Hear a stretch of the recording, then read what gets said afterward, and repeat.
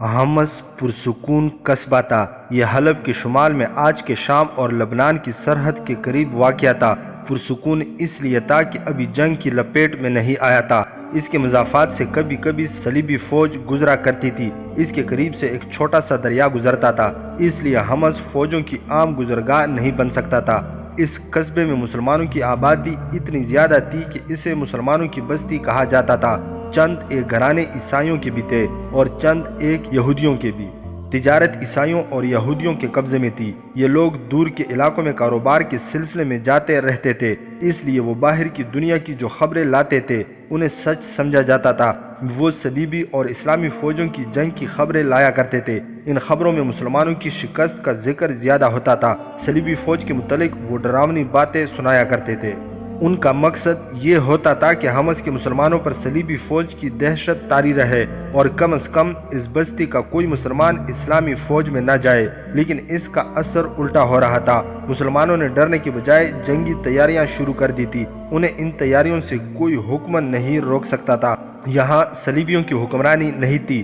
Homs کے مسلمان گھڑ سواری، نیزہ بازی، تیغ زنی اور تیر اندازی کی مشق کرتے رہتے تھے۔ یہ تربیت لڑکیوں کو بھی دی جاتی تھی۔ ان کا قائد بڑی مسجد کا خطیب تھا، جس کا علم اور عمل جہاد پر مرکوز تھا۔ اس نے مسلمانوں کو بتا رکھا تھا کہ قبلہ اول کو آزاد کرانا ہے اور صلیبیوں کو عرب کی سرزمین سے بے دخل کرنا ہے۔ اور یہ جنگ کیوں لڑی جا رہی ہے؟ خطیب اپنے خطبوں میں اس سوال کا جواب ان الفاظ میں دہراتا رہتا تھا: صلیبی عرب پر قبضہ کر کے اپنی بادشاہی قائم کرنے کی کوشش میں ہے، اور ہم یہاں اللہ کی بادشاہی قائم کرنے کے لیے جان و مال کی قربانی دے رہے ہیں۔ انہوں نے عرب کو میدان جنگ صرف اس لیے بنایا ہے کہ خدائے ذوالجلال کا عظیم پیغام عرب کو عطا ہوا ہے، اور اس پیغام نے ہم عربوں پر یہ فرض عائد کر دیا ہے کہ ہم یہ پیغام جو ہمارے رسول اکرم صلی اللہ علیہ وآلہ وسلم کو غار حرا میں عطا ہوا تھا، تمام تر بنی نوع انسان تک پہنچائیں۔ طارق بن زیاد نے بحیرہ روم کہ مصر والے ساحل پر کھڑے ہو کر خدا سے کہا تھا: اگر تیرا ذات باری مجھے ہمت اور استقلال عطا فرمائے تو اب تیرا نام سمندر پار لے جاؤں۔ اور اس کے سینے سے جذبہ ایمان کا شعلہ جو اٹھا تو اس نے گھوڑا سمندر میں ڈال دیا۔ اس کی فوج کشتیوں میں یورپ کے ساحل پر اتری۔ زیاد کے بیٹے طارق نے حکم دیا: کشتیوں کو آگ لگا دو، ہم واپس جانے کے لیے نہیں آئے۔ مگر آج صلیبی اس عزم کے ساتھ اللہ کی اس سرزمین پر آئے ہیں کہ وہ واپس نہیں جائیں گے۔ انہوں نے اس سرزمین کو تہ تہ کرنے کا فیصلہ اس لیے کیا ہے کہ خدا کے اس عظیم پیغام کو جو ساری دنیا میں پھیلانے کے لیے رسول صلی اللہ علیہ وآلہ وسلم کو عطا ہوا تھا، یہی ختم کر دیا جائے۔ یاد رکھو مسلمانوں، اسلام ایک ایسا مذہب ہے جو پتھروں کو موم کر دیتا ہے۔ ہمارے مذہب کے بنیادی اصول انسانوں کی روح میں اتر جاتے ہیں، کیونکہ یہ انسانی فطرت کے عین مطابق ہے۔ حقوق العباد ایک ایسا اصول ہے جو صرف اسلام نے انسان کو دیا ہے۔ اسلام ایک نظریہ ہے، صرف عقیدہ نہیں۔ صلیب کے علم بردار جانتے ہیں کہ اسلام کو فروغ کا موقع ملا تو کرۂ ارض پر پرچم رسالت صلی اللہ علیہ وآلہ وسلم کے مقدس سائے تلے آ جائے گا اور صلیب کا نام و نشان مٹ جائے گا۔ اس لیے صلیبی اپنی تمام تر جنگی قوت لے کر یہاں آ گئے ہیں۔ وہ علم و فضل کے اس سرچشمے کو بند کرنے آئے ہیں۔ تو کرۂ ارض پرچم رسالت یہودیوں کے ساتھ ان کا سودا ہوا ہے کہ وہ بیت المقدس کو فتح کر کے ان کے حوالے کر دیں گے، تاکہ یہودی مسجد اقصی کو جو ہمارا قبلہ اول ہے، ہیکل سلیمانی بنا لے۔ یہ یہودیوں کا ایک پرانا خواب ہے جسے وہ عملی شکل میں لانے کو بیتاب ہیں۔ اس کے لیے انہوں نے اپنی بیٹیاں اور اپنی دولت صلیبیوں کے حوالے کر دی ہے۔ ان دونوں چیزوں نے ہماری صفوں میں غدار پیدا کر دیے ہیں۔ تم سب تک سلطان صلاح الدین ایوبی کا پیغام پہنچا رہا ہوں، اسے اپنے دلوں پر نقش کر لو۔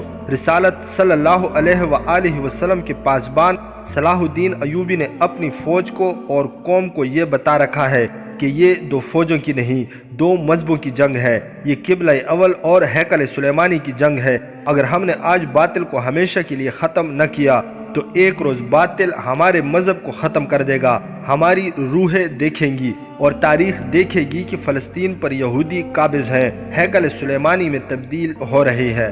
اے حمص کے مسلمانوں، تم صلاح الدین ایوبی کی فوج کے سپاہی نہیں ہو مگر اللہ کے سپاہی ہو۔ تم پر جہاد فرض کر دیا گیا ہے۔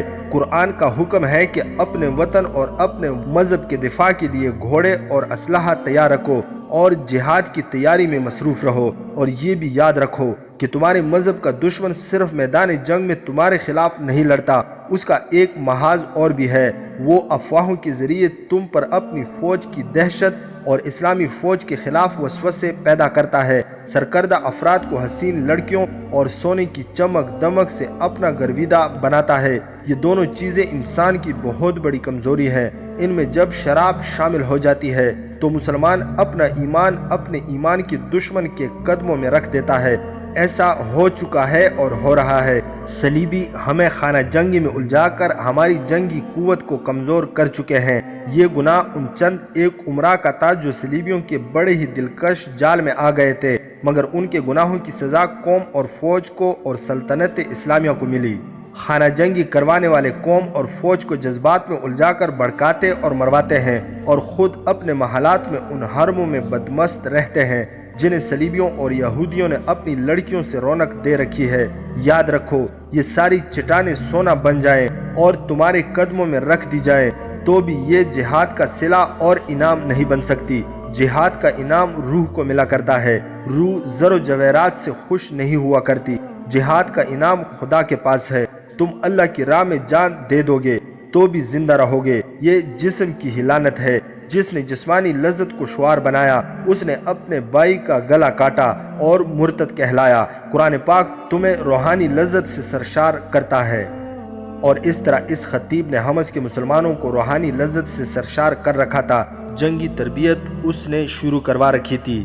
اس علاقے میں 3 مسجدیں تھیں جہاں جہاد کی باتیں ہوتی تھی، مگر وہاں جو صلیبی اور یہودی رہتے تھے وہ مسلمانوں کے ہمدرد بن کر حوصلہ شکن خبریں سناتے رہتے تھے۔ مسلمان اپنے خطیب اور اماموں سے ان خبروں کے متعلق پوچھتے اور بے قرار ہوتے رہتے تھے۔ خطیب نے حمص کے ایک جوان سال آدمی تبریز کو اس مقصد کے لیے دمشق بھیج رکھا تھا کہ وہاں سے صحیح صورتحال معلوم کر کے آئے۔ تبریز صحیح صورتحال معلوم کر کے حمص کو واپس جا رہا تھا۔ اس سے دمشق تک جانے کی ضرورت نہیں پڑی تھی، راستے میں اس کا کام ہو گیا تھا۔ اس نے حماد سے بہت دور صلیبی فوج دیکھی تھی جو ایک جگہ پڑاؤ کیے ہوئے تھی۔ اس نے دور سے جھنڈوں سے پہچان لیا تھا کہ یہ صلیبی فوج ہے۔ پھر اسے 2 شتر سوار ملے تھے جو مسلمان تھے، انہوں نے بھی اسے بتایا تھا کہ یہ صلیبیوں کی فوج ہے۔ انہوں نے یہ بھی بتایا کہ یہ فوج مسلمانوں کے ہاتھوں بہت زیادہ نقصان اٹھا کر آئی ہے۔ تبریز نے انہیں بتایا کہ وہ حمص سے یہ معلوم کرنے آیا ہے کہ صلیبی فوج کہاں تک پہنچی ہے اور عرب کے کتنے علاقے فتح کر چکی ہے۔ وہ پہاڑیاں تمہیں نظر آ رہی ہیں، شتر سوار نے اسے بتایا تھا، یہی راستہ تمہیں ان پہاڑیوں کے اندر لے جائے گا۔ اپنی فوج وہی ہے، دمشق بہت دور ہے، تم اپنی فوج کے کسی بھی آدمی سے پوچھ لینا، تمہیں سب کچھ معلوم ہو جائے گا۔ ہم اتنا ہی جانتے ہیں کہ رملہ میں لڑائی ہوئی تھی جس میں مسلمان نقصان اٹھا کر ادھر ادھر ہو گئے تھے۔ پھر صلیبیوں سے حماد کے قلعے کے قریب لڑائی ہوئی تھی جس میں صلیبی نقصان اٹھا کر بھاگے۔ تم آگے چلے جاؤ لیکن کسی صلیبی سپاہی کے قریب نہ جانا، اسے جو ہی پتہ چلا تم مسلمان ہو وہ تمہیں قتل کر دے گا۔ سورج غروب ہونے کو تھا جب وہ حماد کی پہاڑیوں سے گزر رہا تھا۔ ایک فراخ وادی تھی، آگے سے چند ایک سوار آ رہے تھے۔ تبریز راستے سے ہٹا نہیں۔ ایک سوار گھوڑا دوڑاتا آیا اور اسے غصے سے کہا کہ وہ راستے سے دور ہٹ جائے، سالار اعلیٰ آ رہے ہیں۔ تبریز ذرا سا الگ ہٹ گیا، سوار اسے اور پرے ہٹا رہا تھا۔ سالار اعلیٰ اور اس کے ساتھ کے سوار تیزی سے آ رہے تھے۔ سالار اعلیٰ سلطان ایوبی کا بھائی العادل تھا۔ اس نے دیکھا کہ اس کا محافظ ایک مسافر کے ساتھ بہت غصے سے بول رہا ہے اور مسافر شاید راستے سے ہٹ نہیں رہا۔ العادل قریب آ کر رک گیا، تبریز کو اپنے پاس بلایا اور پوچھا کہ وہ کون ہے اور محافظ کے ساتھ کیوں جھگڑ رہا ہے۔ تبریز نے جواب دیا کہ وہ حمص سے یہ معلوم کرنے آیا ہے کہ سلطان صلاح الدین ایوبی کی فوج کس حال میں ہے اور صلیبی فوج کو کتنی کچھ کامیابیاں حاصل ہوئی ہیں۔ اس نے یہ بھی بتایا کہ حمص کے مسلمان جنگی تیاریوں میں مصروف رہتے ہیں اور وہ سلطان ایوبی کی فوج کا انتظار کر رہے ہیں۔ ہماری بہنیں بھی جنگ کے لیے تیار ہیں اور ہمارے بچے اور بوڑھے بھی۔ علی بن سفیان کا نائب حسن بن عبداللہ جو انٹیلیجنس کا ذمہ دار تھا العادل کے ساتھ تھا۔ وہ تبریز کو بڑی غور سے دیکھ رہا تھا۔ تبریز جاسوس ہو سکتا تھا، اس کی سادگی بتا رہی تھی کہ وہ جاسوس نہیں، لیکن شک لازمی تھا۔ جاسوس ظاہری طور پر اس سے زیادہ گوار اور سادہ لگتے ہیں۔ تمہارے خطیب کا نام کیا ہے؟ حسن بن عبداللہ نے پوچھا۔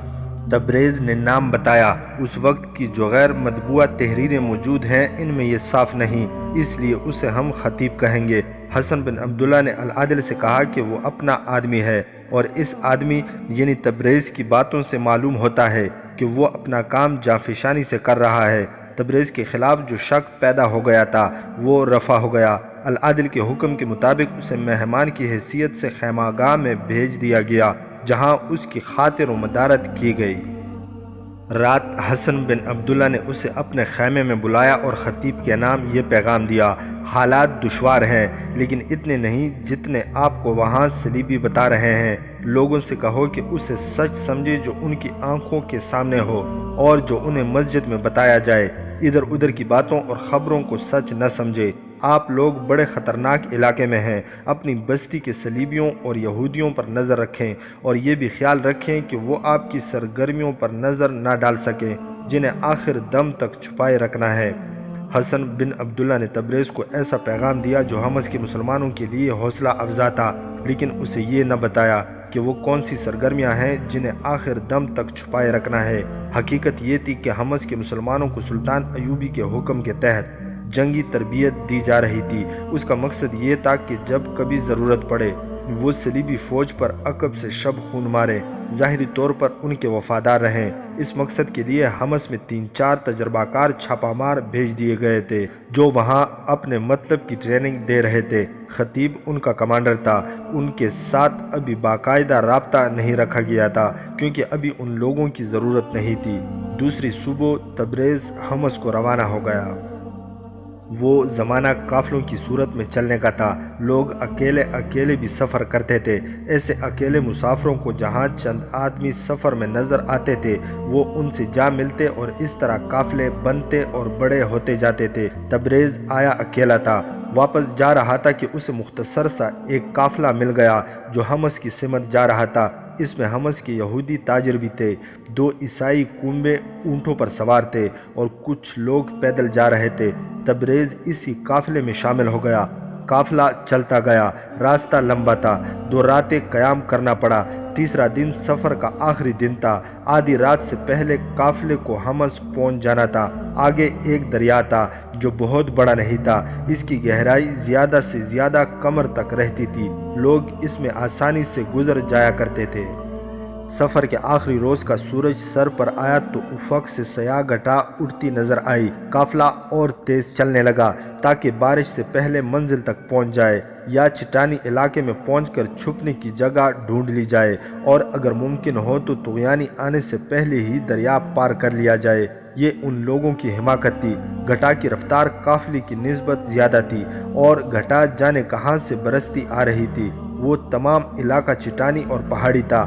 قافلہ دریا کے قریب پہنچا تو گھٹا دنیا کو تاریک کر چکی تھی، اور میںہ ایسا موسلادھار برسنے لگا تھا کہ آنکھیں کھول کر چلنا ممکن نہ رہا۔ ایک بوڑھے عیسائی نے کہا کہ دریا چڑھ رہا ہے، ابھی گزر سکتے ہیں، فوراً پار ہو جاؤ۔ اس بوڑھے کے ساتھ والے اونٹ پر ایک جوان اور خوبصورت عیسائی لڑکی سوار تھی۔ قافلہ دریا کے کنارے پر پہنچ چکا تھا۔ اس کا پانی مٹیالہ ہو گیا تھا، اور اس کی روانی میں طغیانی والا جوش پیدا ہو گیا تھا۔ گہرائی میں کوئی اضافہ معلوم نہیں ہوتا تھا۔ بارش بہت تیز تھی۔ گھٹا نے گہری شام کا منظر بنا رکھا تھا۔ سورج غروب ہونے ہی کو تھا۔ ایک آدمی نے گھوڑا دریا میں ڈال دیا۔ چند قدم آگے جا کر اس نے چلا کر کہا، آ جاؤ، پیدل چلنے والے بھی آ جاؤ، پانی گہرا نہیں۔ یہ کسی نے بھی نہ دیکھا کہ شدید اور خطرناک طغیانی کا ریلا آ رہا ہے۔ اوپر کی طرف بہت میںہ برسا تھا، اور وہ پہاڑی علاقہ تھا جس کی طغیانی بہت ہی تیز ہوا کرتی تھی۔ اونٹ اور گھوڑے شاید اسی خطرے کو محسوس کر رہے تھے۔ یہی جانور بڑے آرام اور اطمینان سے دریا میں سے گزر جایا کرتے تھے، مگر بارش میں وہ دریا میں بدک رہے تھے، حالانکہ پانی گہرا نہیں تھا۔ اچانک دریا بچھڑ گیا۔ اونچی اونچی لہریں کسی کو سنبھلنے کا موقع دیے بغیر آ گئیں۔ دریا کے کنارے ڈوب گئے۔ پانی گہرا ہو گیا۔ پیدل چلنے والے ڈوبنے لگے تو وہ تیرنے لگے۔ اونٹوں نے واویلا بپا کر دیا۔ قافلہ دریا میں بکھر گیا۔ دوسرا کنارہ دور تو نہیں تھا، لیکن طغیانی جو بڑھتی جا رہی تھی آگے جانے ہی نہیں دے رہی تھی۔ پھر قافلے والوں کو ایک دوسرے کا ہوش نہ رہا۔ عیسائی لڑکی کی چیخ سنائی دی۔ تبریز کہیں قریب تھا۔ اس نے چیخ سنی اور یہ بھی دیکھ لیا کہ وہ اونٹ جس پر عیسائی لڑکی سوار تھی طغیانی کا مقابلہ نہ کر سکا اور اس کے پاؤں اکھڑ گئے۔ طغیانی نے اسے گرا دیا۔ اس کی پیٹھ پر بیٹھی لڑکی دریا میں جا پڑی۔ طغیانی کا یہ عالم تھا کہ کبھی لہریں اوپر کو اٹھتی اور گرتی تھی اور کبھی بھنور بن جاتی تھی۔ شور اتنا زیادہ تھا کہ کسی کو کسی کی آواز سنائی نہ دیتی تھی۔ اگر تبریز قریب نہ ہوتا تو لڑکی کی چیخ کوئی بھی نہ سن سکتا۔ وہ گھوڑے پر سوار تھا اور گھوڑا سیدھا تو نہیں جا رہا تھا لیکن طغیانی کا مقابلہ کر رہا تھا۔ تبریز نے لڑکی کو پانی میں گرتے دیکھا تو اس نے گھوڑے کو دریا کے رخ میں ڈال دیا لیکن گھوڑا اتنی تیزی سے نہیں تیر سکتا تھا۔ تبریز گھوڑے سے کود گیا اور بہت تیزی سے تیرتا لڑکی کے پیچھے گیا۔ ایک لہر نے لڑکی کو اوپر اٹھایا اور تبریز نے دیکھ لیا۔ طغیانی کا زور بھی تھا اور تبریز کے جواں بازوؤں کی قوت بھی تھی کہ اس نے تھوڑی ہی دور لڑکی کو جا پکڑا۔ وہ ابھی ڈوبی نہیں تھی لیکن وہ تیر بھی نہیں رہی تھی۔ تبریز کے لیے اسے سنبھالنا بہت مشکل ہو گیا۔ اسی کوشش میں پانی انہیں بہت آگے لے گیا۔ تبریز نے اسے اپنے اوپر ڈالا اور کنارے کی طرف تیرنے لگا۔ لڑکی دوبارہ اس کی پیٹھ سے لڑک گئی۔ وہ ہوش میں نہیں تھی۔ اگر تبریز کے جسم میں طاقت اور دل میں بے خوفی نہ ہوتی تو وہ لڑکی کو چھوڑ کر اپنی جان بچانے کی فکر کرتا۔ طغیانی کا زور اور اس کا شور حوصلے پست کر رہا تھا۔ جس جگہ سے قافلہ دریا میں اترا تھا وہاں سے کم و بیش 2 میل دور تبریز لڑکی کو سنبھالے کنارے سے جا لگا۔ وہاں چٹانیں تھی۔ بارش ابھی تھمی نہیں تھی۔ تبریز نے لڑکی کو ایک چپٹی چٹان پر لٹا دیا۔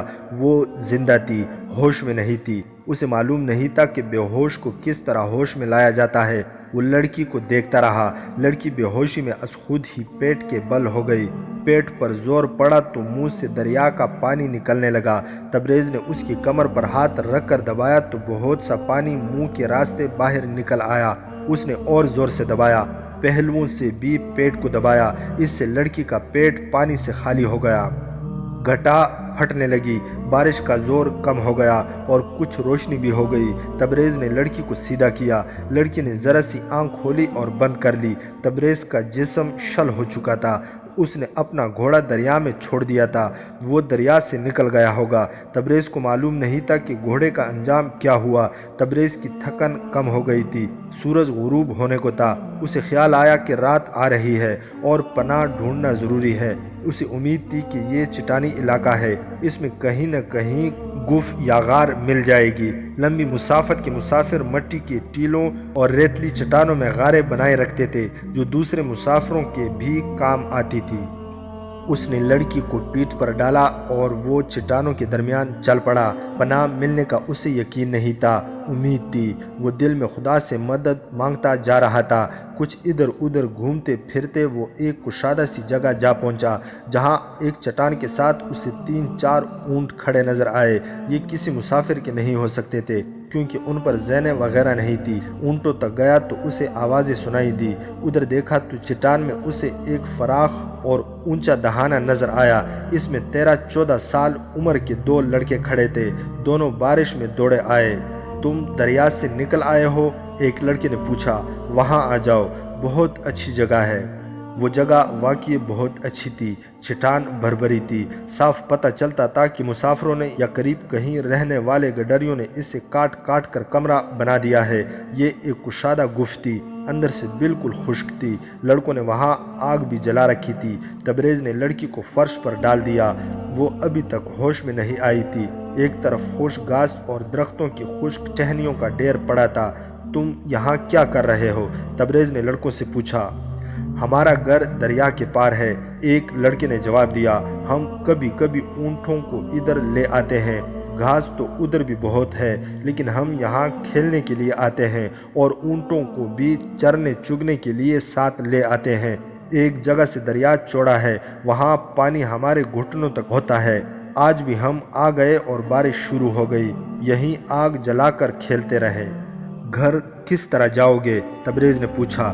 دریا چڑھا ہوا ہے، اس دریا کا زور زیادہ دیر نہیں رہتا، ایک لڑکے نے بڑے اطمینان سے کہا۔ ہم جہاں سے گزرتے ہیں وہاں طغیانی میں خطرہ نہیں ہوتا، پانی پھیل جاتا ہے۔ बारिश थम गई थी, सूरज गरूब हो रहा था। लड़के अपने ऊँटों को लेकर चले गए। तबरेज़ ने उनसे मदद न मांगी, ये भी न सोचा कि लड़की को उठाकर उनके गांव चला जाए। लड़कों के जाने के बाद उसने आग पर खुश्क टहनियाँ फेंकी। शोला उठा तो उसने अपना कुर्ता उतारा जो गले से टखनों तक लंबा था, उसे आग पर खुश्क करने लगा। वो दिल में शुक्र अदा कर रहा था, खुदा ने उसे ऐसी तूफानी बारिश में इन लड़कों को आग जलाने के लिए भेज दिया था। इस दौरान लड़की ने आंखें खोल दी। उसके चेहरे पर खौफ का तासुर नजर आया। उसने इधर उधर देखा, फिर तबरेज़ को देखा तो उसका मुंह दहशत से खुल गया। तबरेज़ ने अपना चुगानुमा कुर्ता उतार रखा था और तुग़यानी के मटियाले और गदले पानी ने उसके बालों और चेहरे को खौफनाक बना रखा था। डरो नहीं, तबरेज़ ने कहा, मुझे पहचानती नहीं हो, मैं तुम्हारा हमसफ़र था, मगर तुम मुसलमान हो। लड़की उठ बैठी और बोली, मुझे तुम पर भरोसा नहीं करना चाहिए, मुझे जाने दो। जाओ, तबरेज़ ने कहा, चली जाओ। वो उठी, उससे चला नहीं जा रहा था। गुफ़ के बाहर एक कदम रखा तो बाहर तारीक रात के सिवा कुछ नज़र न आया। अंदर आग की रोशनी थी। उसने घूमकर तबरेज़ को देखा जो टहनियों की आग की रोशनी में पुरअसरार सा इंसान नज़र आ रहा था। वो लड़की को देखता रहा। लड़की पाँव पर खड़ी न रह सकी। एक दो कदम आगे आकर गिर पड़ने के अंदाज से बैठ गई और बेबसी से तबरेज़ को देखने लगी। तुम्हारी निस्बत मुझे वो घोड़ा ज़्यादा अजीज़ था जिसे मैंने दरिया में छोड़ा और तुम्हें डूबने से बचाया, तबरेज़ ने कहा। मेरी कीमत 20 घोड़ों से ज़्यादा है, लड़की ने नकाहत ज़दा आवाज़ में कहा। तुमने मुझ जैसी लड़की कभी नहीं देखी होगी। मुझे जलील व ख्वार करके बेच डालोगे, तुम्हें कौन रोक सकता है? मुझे खुदा रोक सकता है, तबरेज़ ने कहा, और खुदा ने मुझे रोक रखा है। ये एक मुआवजा है कि मैंने तुम्हें इस तुग़यानी से बचाया है जिसमें ऊँट औंधा हो गया था। फिर ये मुआवजा नहीं तो और क्या है कि हमें सर पर ये छत और जलती हुई आग मिल गई। मैंने खुदा से मदद मांगी थी। खुदा सिर्फ उनकी मदद करता है जिनकी नीयत साफ होती है। ये आग 2 लड़के जला गए हैं, वो फरिश्ते थे। मैं अपने मज़हब की रोशनी में बात कर रहा हूँ। तुम इसलिए डरती हो कि तुम्हारा मज़हब बातिल है, और तुम इसलिए डरती हो कि तुम्हारी निगाह अपने जिस्म पर है जो बहुत दिलकश है, और तुम्हारी नज़र में अपना चेहरा है जो बहुत हसीन है। मेरी निगाह अपनी रूह पर है जो तुम्हारे जिस्म से ज़्यादा दिलकश और तुम्हारे चेहरे से ज़्यादा हसीन है। मैं जानता हूँ थोड़ी देर बाद तुम मुझे अपना जिस्म पेश करके कहोगी कि मुझे मंजिल पर पहुँचा दो। कान खोल कर सुन लो, मैं अपनी रूह को नापाक नहीं होने दूंगा। मेरे दिल में ये खराफात डालने की कोशिश न करो कि मैंने तुम जैसी लड़की कभी नहीं देखी होगी। तबरेज़ के बोलने के अंदाज में कोई ऐसा तासुर था जिसने लड़की के होंठ सी दिए, और वो हैरत और खौफ से भरी हुई आंखों से तबरेज़ को देख रही थी। तबरेज़ की बातों में जो खुलूस और अज़म था वो साफ महसूस हो रहा था। आग के करीब सिरक आओ, तबरेज़ ने कहा। वो कुर्ता आग पर खुश कर रहा था। लड़की यूं सिरक कर आग के करीब हो गई जैसे उसमें हुक्म अदूली की जुर्रत नहीं थी। तबरेज़ ने कुर्ते का एक सिरा उसकी तरफ बढ़ाते हुए कहा, इसे पकड़ो और आग के ऊपर रखो। उसने कुर्ते को दूसरी तरफ से पकड़े रखा और दोनों कुर्ते को आग पर हिलाने जुलाने लगे। लड़की के कपड़े भीगे हुए थे। कुर्ता खुश्क हो जाए तो तुम पहन लेना, फिर तुम्हारे कपड़े खुश्क कर लेंगे। नहीं, लड़की ने घबरा कर कहा, मैं अपने कपड़े नहीं उतारूंगी। तुम अपनी काल भी उतार कर आग पर रख दोगी, तबरेज़ ने कहा। मेरे फ़र्ज के रास्ते में आने की कोशिश न करो लड़की। मैं तुम पर साबित करूंगा कि वैशी मुसलमान होते हैं या ईसाई। मैं ये भी जानता हूँ कि तुम कितनी पाकदामन हो। तुम मेरी पनाह में हो। मैं तुम्हें कोई सख्त बात नहीं कर सकता। तुम औरत हो। मेरा मज़हब हुक्म देता है कि मजबूर औरत पर हाथ न उठाओ। तुमने मुझे किस तरह तुग़यानी से निकाला था? लड़की ने पूछा।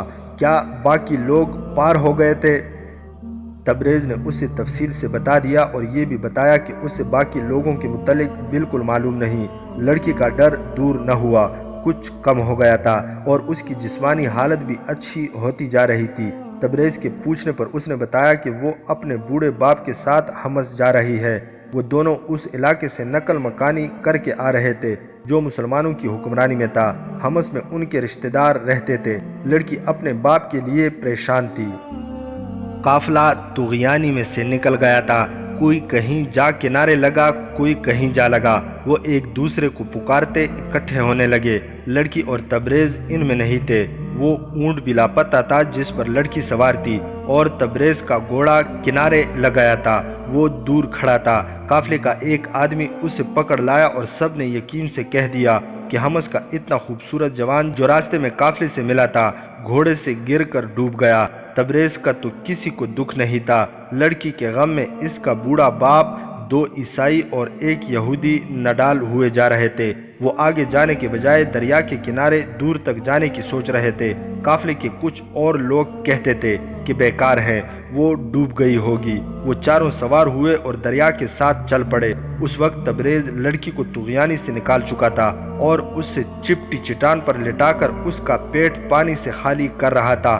وہاں دریا کا موڑ تھا، چٹانیں بھی تھی، اس لیے لڑکی کی تلاش میں آنے والے تبریز اور لڑکی کو دیکھ نہ سکے۔ وہ جب اس جگہ آئے اس وقت تبریز لڑکی کو پیٹھ پر اٹھائے چٹانوں کے اندر چلا گیا تھا۔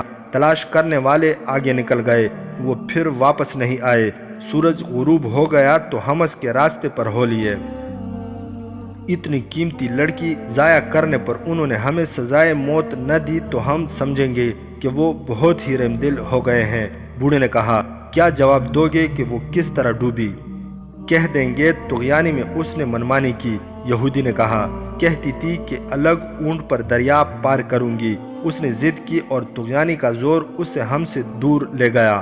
وہ دریا سے نکل آتی تو ہمیں مل جاتی، جو جی میں آئے کہو۔ ایک عیسائی نے کہا، ہماری یہ کوتاہی بخش بھی دی جائے تو کیا تم سب کو افسوس نہیں ہوا کہ اتنی کارآمد لڑکی ضائع ہو گئی ہے؟ دوسری لڑکی لاتے 1 مہینے سے زیادہ عرصہ لگے گا۔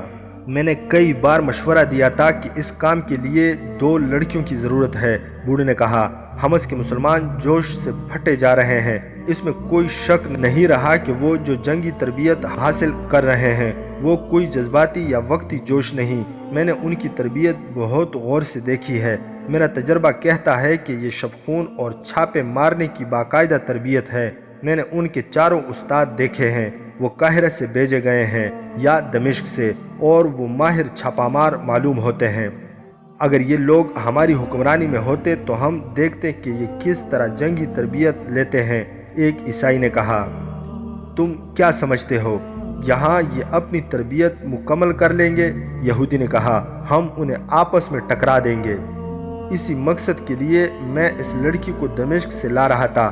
بوڑھے نے کہا، حمص میں فساد پیدا کرنے کا کام مجھے سونپا گیا تھا۔ میں نے اس لڑکی کا نام لیا تھا۔ انہوں نے مجھے ہی حکم دیا کہ لڑکی کے باپ بن جاؤ اور حمص لے جاؤ۔ کوئی پوچھے تو بتاؤ کہ نقل مکانی کر رہا ہوں۔ رات کے اندھیرے میں وہ چلتے جا رہے تھے اور اپنی اس خفیہ مہم کے متعلق باتیں کرتے جا رہے تھے جس کے لیے انہوں نے حمص جانا تھا۔ بوڑھا صلیبیوں کا تجربہ کار جاسوس تھا اور نفسیاتی تخریب کاری کا ماہر۔ وہ اپنے ساتھیوں سے کہہ رہا تھا، مسلمان تو ہر جگہ جنگی تربیت حاصل کرتے ہیں۔ دمشق میں نور الدین زنگی کی بیوہ لڑکیوں کو باقاعدہ جنگی تربیت دے رہی ہے۔ بستی بستی یہ جوش دیکھنے میں آیا ہے، مگر حمص اور اس کے گرد و نواح کے علاقے کو ایسی اہمیت حاصل ہے کہ یہاں مسلمانوں کے چھاپہ ماروں کو اڈا نہیں ملنا چاہیے۔ مجھے معلوم ہوا ہے کہ یہ صلاح الدین ایوبی کا ایک خفیہ منصوبہ ہے، اس سے کامیاب نہیں ہونا چاہیے۔ حمص سرحد پر ہے، یہودی نے کہا، اگر مسلمانوں نے یہاں اڈا بنا لیا تو ہمارے لیے خطرناک ہوگا۔ ہونا تو یہ چاہیے کہ یہاں کے مسلمانوں کو صلاح الدین ایوبی کے خلاف کر دیا جائے اور ان کے دلوں پر قبضہ کر لیا جائے۔ یہ ممکن نظر نہیں آتا۔ بوڑھے نے کہا، مجھے بتایا گیا ہے کہ ہمارے آدمیوں نے بہت افواہیں پھیلائی ہیں مگر مسلمان ان پر کام نہیں دھرتے۔ مجھے یہ بھی بتایا گیا ہے کہ ان کے خطیب کا ان پر بہت اثر ہے، اور یہ بھی پتہ چلا ہے کہ جنگی تربیت اسی کی ہدایت کے مطابق ہو رہی ہے۔ مجھے حمص نہیں جانا چاہیے تھا کیونکہ ہم لڑکی گم کر بیٹھے ہیں۔ میں اب اس لیے وہاں تک جانا چاہتا ہوں کہ خطیب کو دیکھوں کہ وہ کون ہے اور کیا وہ عالم ہے یا کوئی فوجی کماندار۔ یہ بھی دیکھنا ہے کہ اسے اپنے ہاتھ میں لیا جا سکتا ہے یا نہیں۔ مجھے اور تم سب کو حمص کے عیسائی اور یہودی گھرانوں میں سے 1 یا 2 لڑکیوں کا انتخاب کرنا ہے جو اس مہم میں ہماری مدد کر سکیں۔ تم جانتے ہو کہ لڑکیوں کو کیا کرنا ہے۔ میں نے تمہیں یہ دمشق میں بتا دیا تھا کہ یہاں کے مسلمان ایمان کے پکے ہیں۔ ایک عیسائی نے کہا، ابھی تک ہم ایک کو بھی نہیں خرید سکے۔ میں ساری عمر اس دریا پر لعنت بھیجتا رہوں گا جس نے ہمیں ویرا سے محروم کر دیا ہے۔ میرا نام ویرا ہے، لڑکی نے تبریز کے پوچھنے پر بتایا۔ ہم غریب لوگ ہیں، مسلمانوں نے دمشق میں ہمارا جینا محال کر دیا تھا۔ خدا غریب کی بیٹی کو حسن نہ دے۔ بڑے بڑے امیر مجھے خریدنے کی کوشش کرتے تھے، ایک نے تو مجھے اغوا کرنے کی بھی کوشش کی تھی۔ میرا باپ مجھے قاضی کے پاس لے گیا، اس نے ہماری فریاد سن لی اور میری حفاظت کا انتظام کر دیا، مگر وہاں حکومت مسلمانوں کی تھی۔ ہم ڈرتے رہے۔ میرے باپ نے یہی بہتر سمجھا کہ دمشق سے نکل ہی جائیں، حمص میں ہمارے رشتہ دار ہیں۔ اب ہم ان کے پاس جا رہے تھے، معلوم نہیں میرا باپ زندہ ہوگا یا نہیں۔ کیا تم ایک مظلوم اور مجبور لڑکی پر رحم نہیں کرو گے؟ رات گزرتی جا رہی تھی۔ بوڑھا عیسائی جسے ویرا اپنا باپ کہتی تھی اپنے ساتھیوں کے ساتھ بہت دور نکل گیا تھا۔ میرا جامہ خشک ہو گیا ہے، تبریز نے کرتا اس کی طرف پھینکتے ہوئے کہا۔ میں باہر نکل جاتا ہوں، اٹھو، اپنے کپڑے اتارو اور یہ پہن لو، تمہیں سر سے پاؤں تک ڈانپ لے گا، پھر اپنے کپڑے خشک کر کے پہن لینا۔ میں تمہارے ہاتھ میں مجبور ہوں، ویرا رندی ہوئی آواز میں بولی۔ میرے ساتھ اس درندے کا سا سلوک نہ کرو جو شکار کو مارنے سے پہلے اس کے ساتھ کھیلتا ہے۔ میں کہہ رہا ہوں یہ بھیگے ہوئے کپڑے اتار دو، تبریز نے غصے سے کہا اور باہر کو چل پڑا۔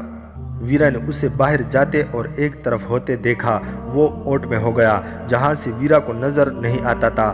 ویرا نے ذرا آگے ہو کر دیکھا، وہ گوف کی طرف پیٹھ کیے کھڑا تھا۔ آگ اتنی زیادہ تھی کہ روشنی تبریز کی پیٹھ پر پڑ رہی تھی۔ ویرا نے اپنے فراق کے اندر ہاتھ ڈالا، اس نے اندر کمر کے گرد کپڑا لپیٹ رکھا تھا، اس نے کپڑے میں خنجر اڑسا ہوا تھا۔ ویرا نے خنجر نکال لیا اور دبے پاؤں آگے بڑھی۔ تبریز بے خبر کھڑا تھا۔ ویرا اسے ایک قدم دور رہ گئی تو اس نے خنجر دائیں طرف کر کے پہلو میں گھونپنے کو وار کیا۔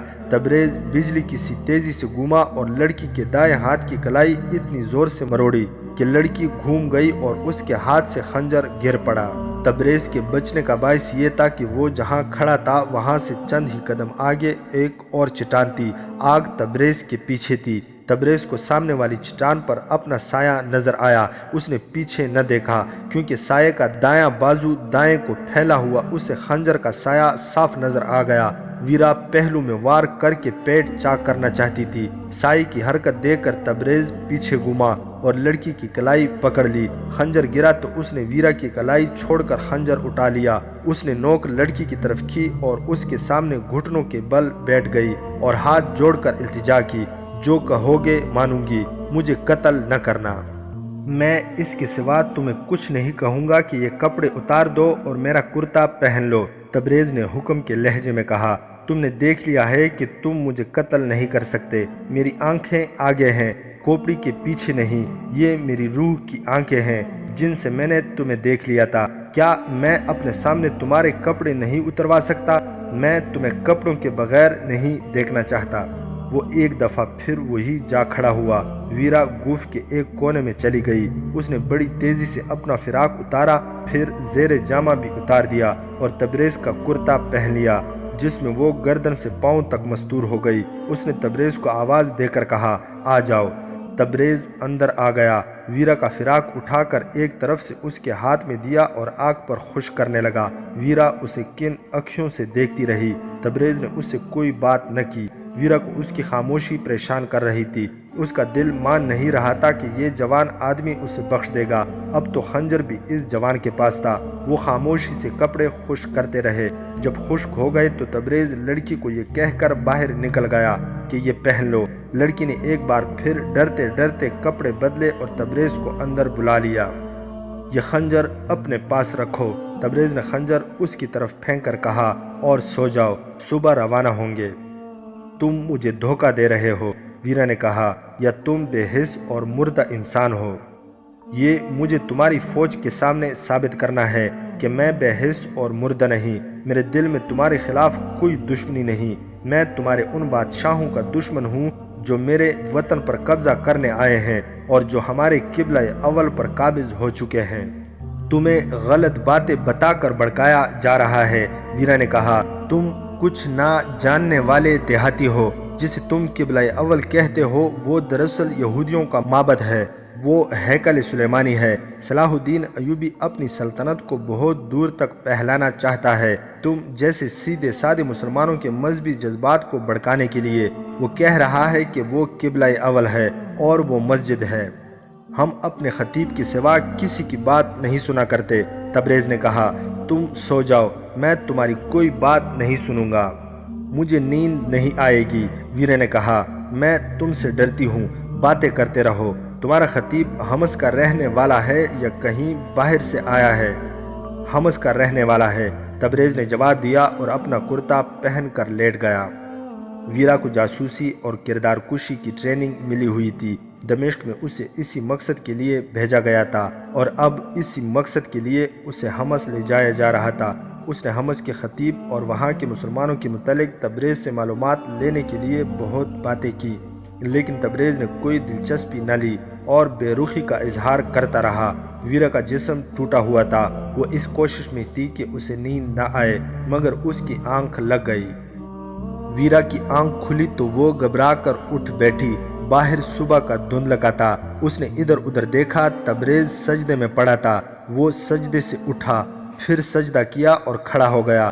وہ صبح کی نماز پڑھ رہا تھا۔ ویرا نے اپنے لباس کا جائزہ لیا۔ اسے رات نیند نے نہ سونے کے ارادے کے باوجود دبوچ لیا تھا۔ آنکھ کھلی تو وہ تبریز سے ڈر گئی، لیکن وہ جس حالت میں سوئی تھی اسی حالت میں جاگی اور اس نے تبریز کو خدا کے حضور سجدے میں پڑے دیکھا۔ اسے وہ خواب سمجھنے لگی۔ مسلمان کے متعلق اس کی رائے یہ تھی کہ وحشی قوم ہے، لیکن تبریز جیسا تنومند جوان اس کی طرف توجہ ہی نہیں دے رہا تھا۔ جس لڑکی نے ناز و انداز سے سرکردہ مسلمانوں کو اپنے جال میں پھانس لیا تھا، اس کے لیے تبریز خواب کی دنیا کا ہی آدمی ہو سکتا تھا۔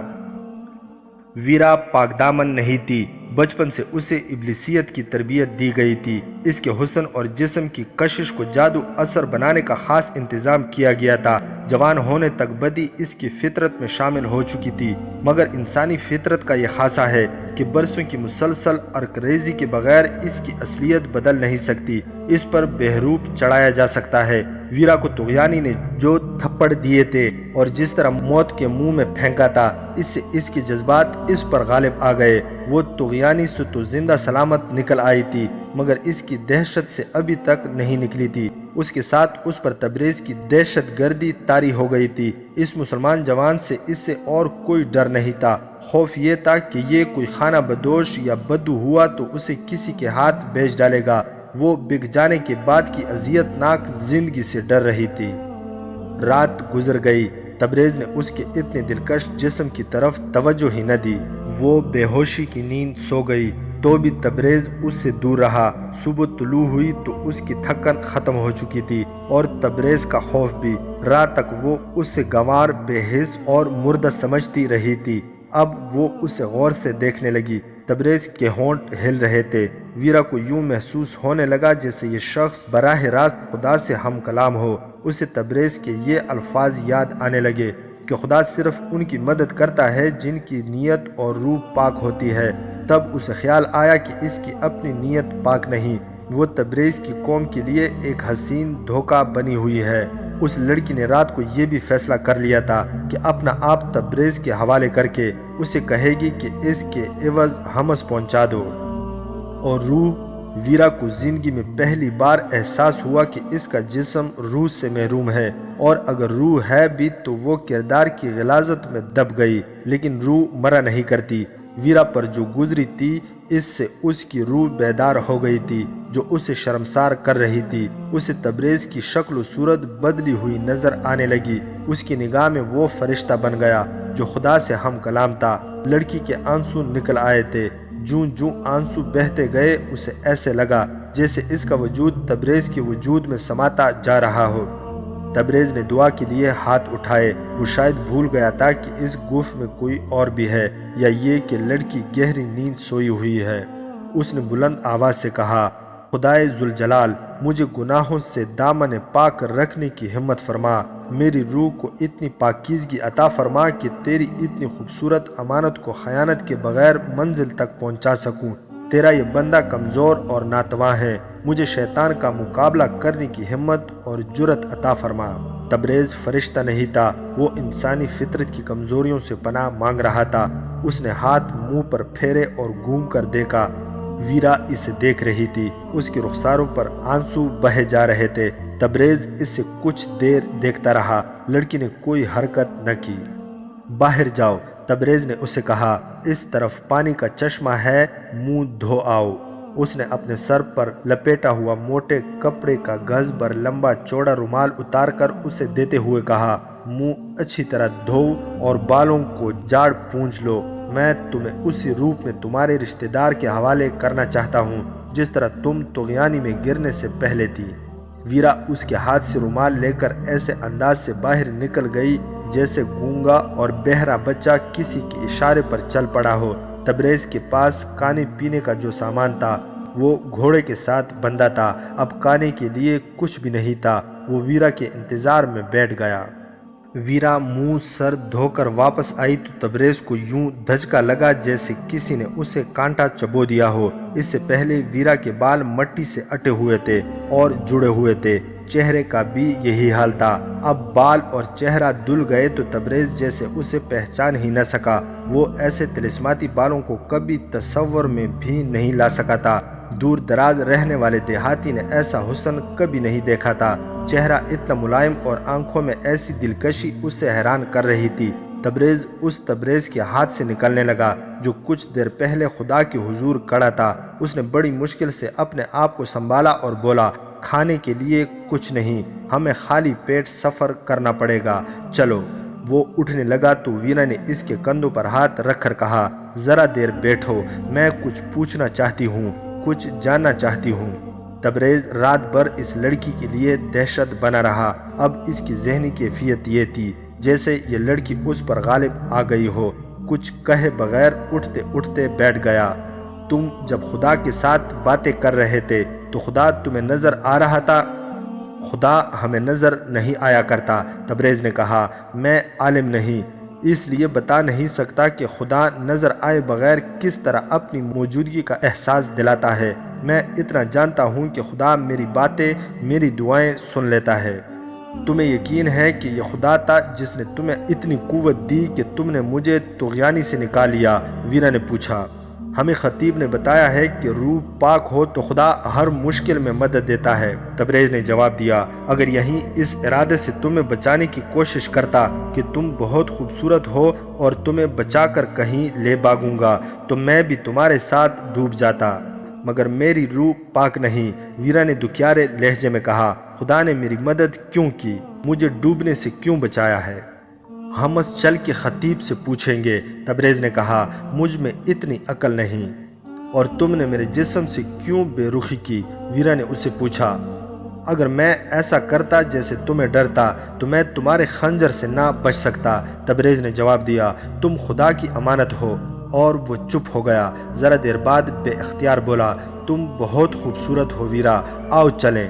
وہ بے قرار سا ہو کر اٹھنے لگا۔ ویرا نے اسے اٹھنے نہ دیا۔ تبریز نے کہا، مجھے اپنے قریب زیادہ دیر نہ بیٹھنے دو، مجھے اتنے سخت امتحان میں نہ ڈالو لڑکی، مجھے خدا کے حضور سرخرو ہونے دو۔ تمہیں اپنے خدا کی قسم، ویرا نے کہا، مجھے بھی خدا کے حضور سرخرو ہونے کے قابل بناؤ۔ تم اپنے جیسے انسانوں سے بہت اونچے ہو، تم خدا کے ایلچی ہو۔ تم رو کیوں رہی ہو؟ تبریز نے پوچھا۔ میں گنہگار ہوں، ویرا نے جواب دیا، خدا مجھ سے ناراض ہے۔ جب اونٹ نے مجھے طغیانی میں گرا دیا تھا تو بھی مجھے خدا یاد نہیں آیا۔ میں سمجھتی تھی کہ جو کچھ ہے وہ جسم ہے اور مجھے اپنے جسم کو بچانا چاہیے۔ تم مجھے طغیانی سے نکال کر یہاں لے آئے تو بھی میرے سامنے یہی مسئلہ آ گیا کہ مجھے تم سے اپنا جسم بچانا ہے۔ اپنے جسم کو بچانے کے لیے ہی میں نے تمہیں قتل کرنے کی کوشش کی تھی مگر ناکام رہی۔ میں طغیانی سے بھی بچ گئی، تم سے بھی بچ گئی، لیکن تمہاری عبادت اور دعا نے مجھے بتایا کہ مجھے بچانے والی قوت کوئی اور تھی۔ مجھے بتاؤ وہ قوت کیا ہے، کہاں ہے؟ یہ خدا کی قدرت ہے، تبریز نے جواب دیا، یہ روح کی پاکیزگی کا کرشمہ ہے۔ میری ساری زندگی ایک گناہ ہے، ویرا نے کہا۔ مجھے صاف لفظوں میں بتاؤ، تبریز نے پوچھا، تم رقاصہ ہو؟ امیروں وزیروں کے پاس رہتی ہو؟ میں نے سنا ہے کہ ایسی لڑکیاں بہت خوبصورت ہوتی ہے، میں نے ایسی خوبصورت لڑکی کبھی نہیں دیکھی تھی۔ ویرا خاموش رہی، اس کی آنکھوں سے آنسو آ گئے، وہ سرک کر تبریز کے قریب ہو گئی۔ تبریز پرے سرک گیا۔ ویرا نے کہا، مجھے ڈر آتا ہے، طغیانی کی دہشت مجھے ابھی تک ڈرا رہی ہے، مجھے اپنے قریب رکھو۔ نہیں، تبریز نے عجیب سی مسکراہٹ سے کہا، میرا اتنا قریب نہ آؤ، میں بھٹک جاؤں گا۔ دیکھ لیا میں کتنی گنہگار ہوں، ویرا نے کہا، تم اس لیے مجھ سے دور رہنا چاہتے ہو کہ بھٹک نہ جاؤ، میں نے بہت سے لوگوں کو گمراہ کیا ہے۔ اس نے دیکھ لیا کہ تبریز کے پاس مذہبی جذبات ہیں اور جذبہ بھی، لیکن اس کی سوچ میں گہرائی نہیں ہے، اگر اسے کسی سانچے میں ڈالا جائے تو ڈل جائے گا۔ ویرا نے اس کے ساتھ کھل کر باتیں شروع کر دی، کہنے لگی، اگر میں تمہیں کہوں کہ آؤ ہم ساری عمر کے سفر میں اکٹھے رہیں تو کیا جواب دو گے؟ تبریز نے اس کے چہرے کو دیکھا، ذرا سا مسکرایا اور سنجیدہ ہو گیا، بولا، آؤ چلے، سورج نکل آیا ہے، سفر مشکل ہو جائے گا۔ ویرا اپنی ذات میں ایک انقلاب محسوس کر رہی تھی جسے وہ اچھی طرح سمجھ نہ سکی۔ وہ اس کے ساتھ اٹھ کر چل پڑی۔ وہ راستے کو کم اور تبریز کو زیادہ دیکھ رہی تھی۔ گزشتہ رات وہ تبریز کو قتل کر کے حمص کو بھاگ جانے کی فکر میں تھی، لیکن وہ اب تیز چلنے سے گریز کر رہی تھی۔ وہ زیادہ سے زیادہ دیر تبریز کے ساتھ رہنے کی خواہش لیے ہوئے تھی۔ ایک بار اس نے تبریز کا ہاتھ پکڑ دیا اور کہا، آہستہ چلو۔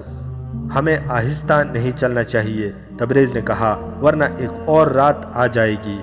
آنے دو، ویرا نے کہا، میں تیز نہیں چل سکتی۔ جہاں رہ جاؤ گی وہاں تمہیں اٹھا لے جاؤں گا، تبریز نے کہا، آہستہ نہ چلو۔ داستان ایمان فروشوں کی اگلی قسط آپ لوگ ہماری نیکسٹ ویڈیو میں ملاحظہ کر سکتے ہیں۔ مزید حقیقی اور تاریخی واقعات کے لیے اس چینل کو سبسکرائب کرنا نہ بھولیے گا۔